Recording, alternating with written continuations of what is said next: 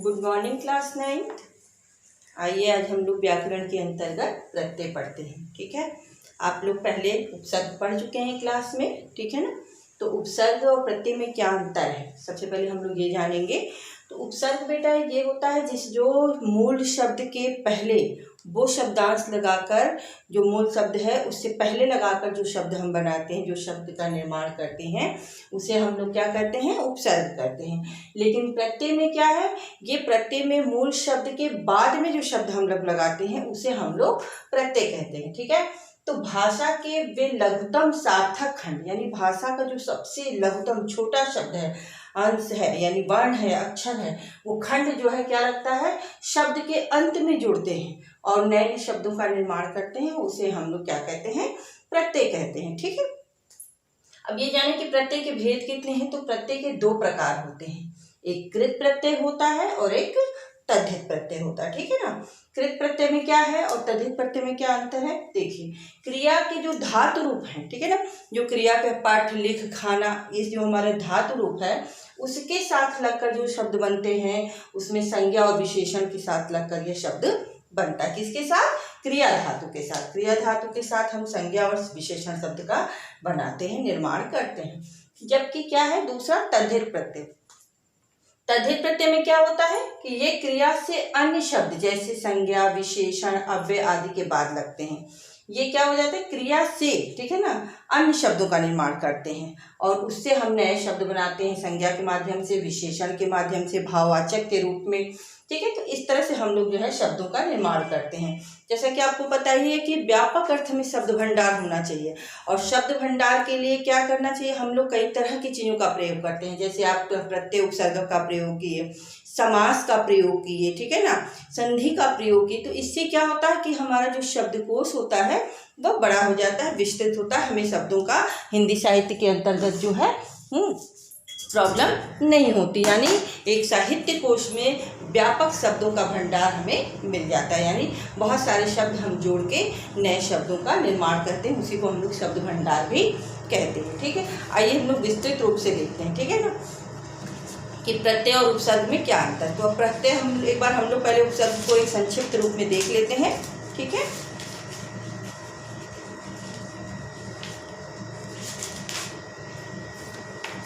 कि वे लघुतम शब्दांश जो शब्द के प्रारंभ में लगकर नए शब्दों का निर्माण करते हैं, उसे हम लोग क्या कहते हैं, उपसर्ग कहते हैं। ठीक है, और उसके लिए हम लोग कोई भी शब्द जैसे अति शब्द है, अधि शब्द है, अनु शब्द है लगाकर शब्दों का निर्माण करते हैं। जैसे अति है, अधिक शब्द, अति का मतलब होता है अधिक। अब इससे हमको शब्द अगर बनाना हो तो हम लोग क्या बनाते हैं, अतिक्रमण, अत्युक्ति, ठीक है, अत्यंत, अतिरंजन, ये सारे शब्द हम लोग क्या करते हैं, अति शब्द लगाकर पहले में। जैसे अतिक्रमण में तो अति पहले लगा और क्रमण बाद में है, मूल शब्द क्या है, क्रमण। इसी तरह अगर अनु शब्द देखें तो अनु में क्या है, अगर शासन से पहले लगा दिए तो अनुशासन हो गया, अनुवाद हो गया, अनुपस्थित हो गया, अनुकूल हो गया। तो इस तरह से हम लोग उपसर्ग जो है बनाते हैं, शब्दों का निर्माण करते हैं उपसर्ग में। लेकिन हम यहाँ पढ़ रहे हैं प्रत्यय, तो प्रत्यय के लिए हम जो है सबसे पहले देखते हैं कि नए शब्दों की रचना में प्रत्यय की अहम भूमिका आती है और ये किसी शब्द के पीछे लगता है। ठीक है ना, ऐसे शब्दांश जो किसी शब्द के अंत में लगकर उसके अर्थ को एक नया रूप दे देते हैं, यानी एक नया शब्द बन जाता है, उसका एक नया मतलब निकलता है, अर्थ निकलता है, उसे हम लोग क्या कहते हैं, प्रत्यय कहते हैं। जैसे दूध वाला, अब हमने वाला शब्द लगा के क्या बता दिया, दूध वाला, एक व्यक्ति का, एक संज्ञा का जो हमने नाम रख दिया, यानी दूध वाला। ठीक है ना, इसी तरह खिलौना, तो खिलौना में जो है क्या हो गया, आना शब्द लगा दिए तो खिलौना, ना शब्द लगा के हमने क्या बता दिया, खिलौना, खेल से खिलौना बना दिया। इसी तरह गर्माहट, आहट लगा के शब्द को मैंने क्या बना दिया, गर्माहट। तो ये क्या है, सारे शब्द के बाद में लगते हैं। तो वाला, आन, औना, ठीक है ना, खिलौना में औना शब्द हमने लगा रखा है, आहट है, ठीक है, फिर कार शब्द है, ये क्या है, शब्द के अंत में बाद में लग के बनता है। ठीक है, अब कृदंत क्या है, कृदंत को हम लोग देखें तो कृदंत बेटा क्रिया धातु के साथ प्रत्यय लगाकर बनने वाले शब्दों को कृदंत कहते हैं। ध्यान से देखिएगा कि कृदंत किसे कहते हैं, कृदंत जो है क्रिया धातु के साथ, ठीक है ना, क्रिया धातु के साथ प्रत्यय लगाकर जो शब्द बनते हैं उन्हें हम लोग कृदंत कहते हैं। ठीक है। प्रत्यय के दो भेद हैं, बताइए, कृत प्रत्यय और तद्धित प्रत्यय। ठीक है, सबसे पहले हम लोग कृत प्रत्यय को देखते हैं।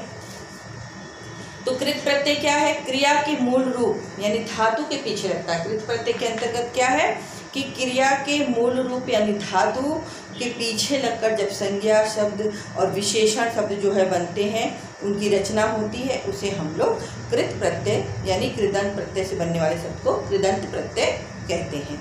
जैसे पढ़ शब्द है, पढ़ क्या है मेरा बेटा? धातु शब्द है, ठीक है ना। अब उसमें हमने क्या लगा दिया? कु लगा दिया तो पढ़ाकू हो गया, ठीक है। इसी तरह जो है भय शब्द और आवना लगा दिया तो क्या हो जाएगा? भयावना यानी डरावना, भयावना लगे डर लगने लगा, तो ये पढ़ाकू और भयावना शब्द क्या हो जाएगा? विशेषण शब्द हो जाएगा, ठीक है।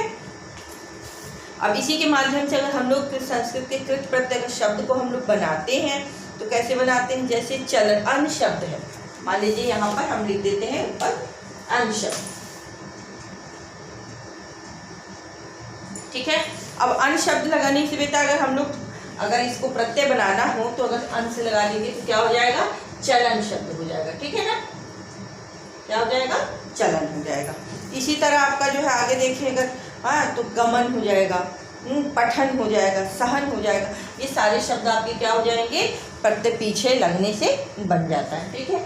आइए मैं इसको साफ करके दूसरा लिखती हूँ।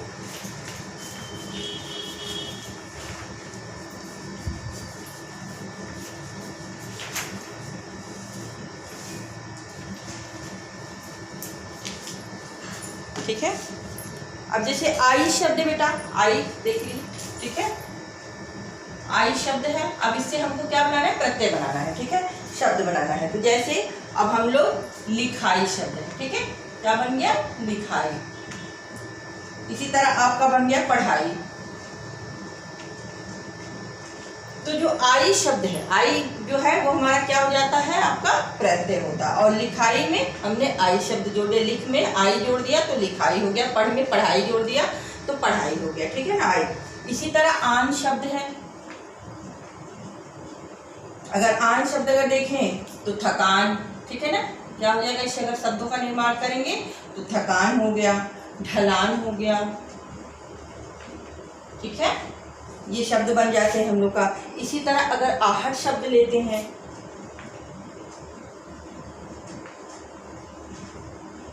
आहट शब्द में अगर देखते हैं तो गर्माहट हो जाएगा, ठीक है, गर्माहट।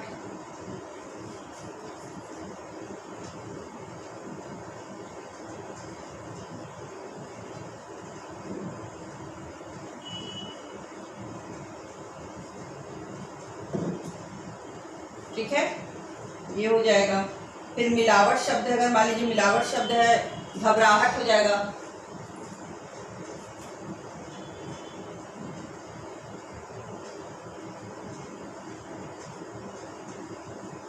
घबराहट, ठीक है, ये सारी से शब्द बन जाएगा, गर्माहट और घबराहट, ये हो जाएगा हमारा शब्द। इसी तरह अगर हम आवना शब्द देखते हैं, आवना में क्या हो जाएगा आपका? भयावना, अभी हम लोगों ने पढ़ा है भयावना,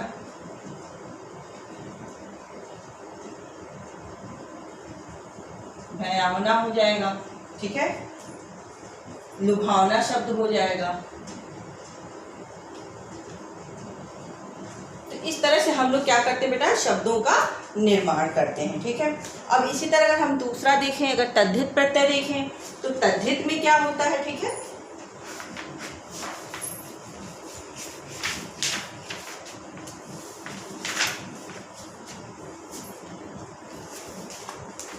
तद्धित प्रत्यय में बेटा जब हम संज्ञा, सर्वनाम या विशेषण आदि शब्दों के पीछे लगाते, संज्ञा भी है, विशेषण शब्द है, मान लीजिए है, सर्वनाम है, उसके पीछे लगाकर जो शब्द बनाते हैं उसे हम लोग प्रत्यय कहते हैं, ठीक है। जैसे मान लीजिए जातिवाचक संज्ञा से अगर हमको भाववाचक संज्ञा बनाना है, जैसे बाल शब्द है, ठीक है,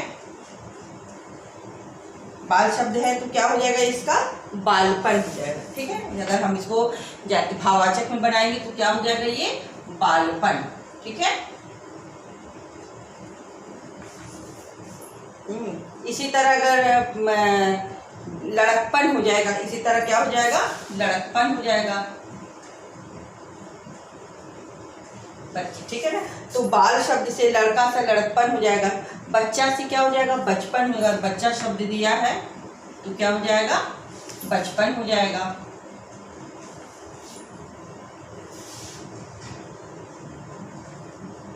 ठीक है, लड़कपन से क्या होगा, लड़के से लड़का से क्या हो जाएगा, लड़कपन होगा। ठीक है, यहाँ अगर डालें तो यहाँ पे क्या हो जाएगा, लड़कपन।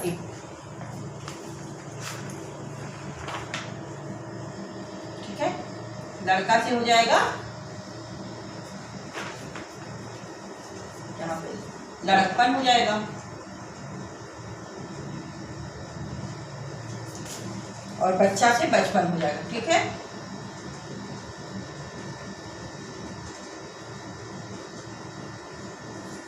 तो इस तरह से हम लोग शब्दों का निर्माण करते हैं। ठीक है, इसी तरह अगर दानो शब्द है तो दानवता हो जाता है, शत्रु है तो शत्रुता हो जाता है। इस तरह से हम लोग शब्दों का प्रत्यय के अंतर्गत निर्माण करते हैं। ठीक है, यानी शब्दों का नया बनाते हैं। इसी तरह विशेष शब्द है, विशेषण है, अगर इसको हमको भाववाचक में बनाना होता है तो हम लोग क्या बनाते हैं, विशेषता बनाते हैं।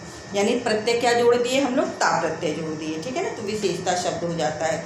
इसी तरह मूर्ख शब्द है, ता जोड़ देंगे तो क्या हो जाएगा, मूर्खता हो जाएगा, वीरता हो जाएगा, सूरता हो जाएगा, कायरता यानी ता प्रत्यय से। इसी तरह त्व प्रत्यय से जोड़ें तो एकत्व हो जाता है, अमरत्व हो जाता है।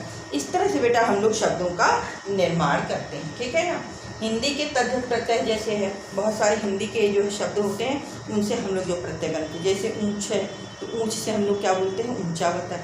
गंध से गंदा, ये सारे हिंदी के शब्द बेटा, और उसमें हम प्रत्यय आ, आई, आओ, कोई भी प्रत्यय लगाकर हम नए शब्दों का निर्माण करते हैं। ठीक है, तो आज हम लोग नहीं पढ़े। Thank you.